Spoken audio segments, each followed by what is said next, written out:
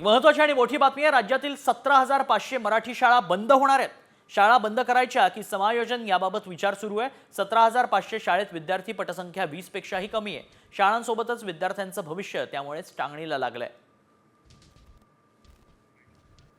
शाळा बंद करायच्या की समायोजन याबाबतचा विचार सुरू आहे। 17,500 मराठी शाळा असल्याचं कळतंय, ज्यामध्ये 20 पेक्षाही कमी पटसंख्या आहे आणि त्यामुळेच या शाळा बंद करण्याचा विचार सध्या विचाराधीन आहे।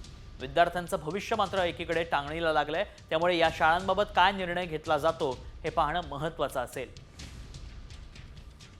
शाळांसोबतच विद्यार्थ्यांचं भविष्यही टांगणीला लागलंय। अधिक माहिती जाणून घेऊ आमचे प्रतिनिधी सूरज मसूरकर सध्या संपर्कात आहेत। सूरज, भविष्य विद्यार्थ्यांचं टांगणीला लागलंय, मात्र काय निर्णय होऊ शकतो?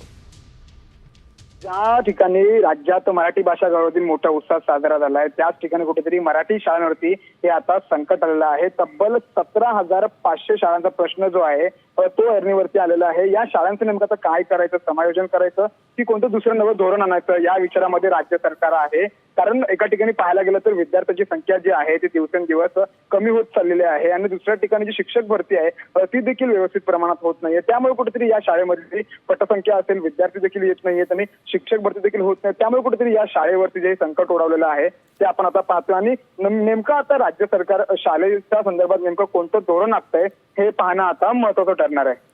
धन्यवाद सूरज, आपण दिलेल्या सविस्तर माहितीसाठी।